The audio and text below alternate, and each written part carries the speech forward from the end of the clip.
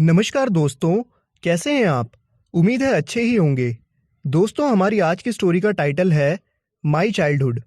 दोस्तों, my childhood APJ Abdul Kalam की आत्मकथा पुस्तक विंग्स ऑफ फायर में से लिया गया एक अर्क है। इस पाठ में प्रोफेसर एपीजे अब्दुल कलाम हमें अपने बचपन के बारे में बताते हैं। उनका जन्म रामेश्वरम शहर में हुआ था।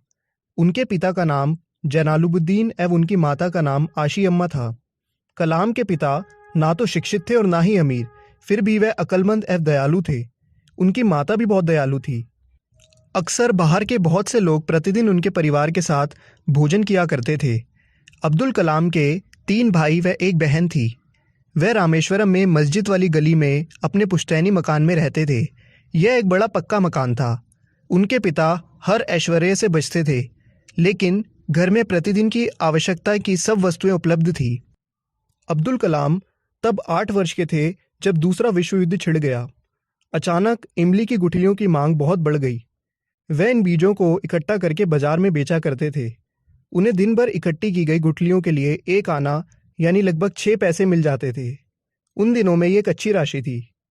उनका चचेरा भाई शमसुद्दीन रामेश्वरम में अखबार बांटा करता था। उसे भी एक सहायक की आवश्यकता थी और उसने अब्दुल कलाम को काम पर लगा लिया। कलाम को अभी तक गर्व की वह भावना याद है जो उन्होंने पहली बार सवा पैसा कमाने पर महसूस की थी। अब्दुल कलाम बताते हैं कि वह अपने माता पिता से बहुत प्रभावित थे। उन्होंने अपने पिता से ईमानदारी एवं आत्म अनुशासन सीखा। उन्हें अच्छाई एवं दयालुता अपनी माता से विरासत में मिली। बचपन में उनके 3 घनिष्ठ मित्र थे। वे थे रामानंद शास्त्री, अरविंदन और शिव प्रकाशन। ये सब लड़के रूढ़िवादी हिंदू ब्राह्मण परिवारों से संबंधित रखते थे।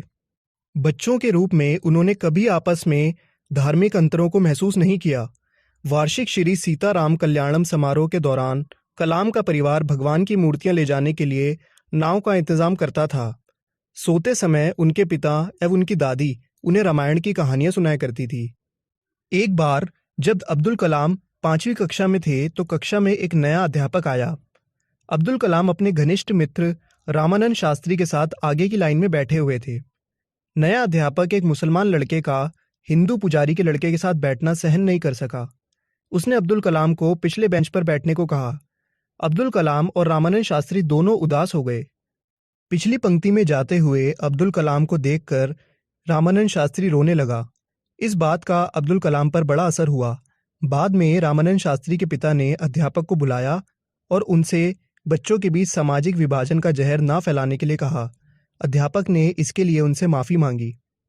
अब्दुल कलाम का वैज्ञानिक अध्यापक शिव सुब्रमण्य अय्यर एक ऊंची जाति के ब्राह्मण थे, मगर वे सामाजिक एवं धार्मिक बंधनों में विश्वास नहीं करते थे। एक दिन उन्होंने अब्दुल कलाम को अपने घर पर भोजन करने के लिए आमंत्रण दिया। अय्यर की पत्नी बहुत ही रूढ़िवादी थी। उसने एक मुसलमान लड़के को अपनी रसोई में भोजन परोसने से इनकार कर दिया, मगर अय्यर ने अब्दुल कलाम को अपने हाथों से भोजन परोसा और भोजन करने उनके साथ बैठ गया।